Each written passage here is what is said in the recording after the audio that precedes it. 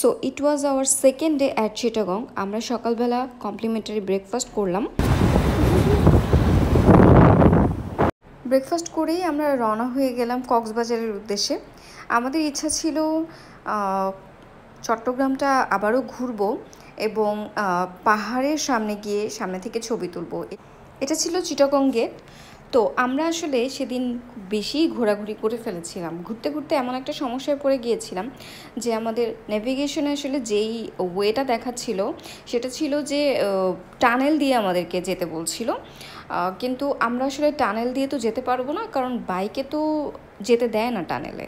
সুতরাং ওই জায়গাটায় আমরা বারংবার ঘুরছিলাম, মানে পতেঙ্গা থেকে এখানে ওখানে করতে করতে সবার কাছ থেকে জেনে তারপরেই আমরা যাচ্ছিলাম। আর পথিমধ্যে এরকম বিশাল জ্যামেও পড়েছিলাম। যাই হোক, অবশেষে সেখান থেকে বের হতে পারলাম। আর এটা ছিল সাতকানিয়াতে একটা হোটেল মতন, রোডের পাশের এরকম হোটেল আমি আসলে আগে কখনোই দেখিনি। এটার নাম ছিল সম্ভবত রোড ভিউ। খাবার অসম্ভব টেস্টি এবং থাকার মানে বসার জায়গাটা ভীষণই সুন্দর। আর এই তো দেখতে দেখতে মোটামুটি বেলা গড়িয়ে যাচ্ছিল। আমরা অন দ্য ওয়ে ছিলাম, কক্সবাজারে যাওয়ার রাস্তায় ছিলাম।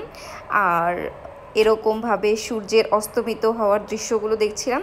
এই সময়টা আমরা অলমোস্ট কলাতলিতে চলে এসেছিলাম এবং এখন আমরা যাচ্ছিলাম কলাতলি থেকেও আরও অনেকটা দূর, যেখানে হচ্ছে আমাদের হোটেল ছিল, মাউইতে আমাদের হোটেল ছিল। এটা মেইনলি আসলে ইনানি বিচে যাওয়ার রাস্তাটা। আর ওই সময় যেহেতু একেবারে সন্ধ্যা সন্ধ্যা হচ্ছে, তো রোডটা অসম্ভব সুন্দর ছিল, অসম্ভব সুন্দর ছিল। দেখেই কিছুটা বুঝতে পারছেন আই গেস। প্রকৃতির রূপ দেখতে দেখতে আমরা চলে এলাম আমাদের হোটেলের আমাদের রুমটার ভিউ ছিল খানিকটা এরকম।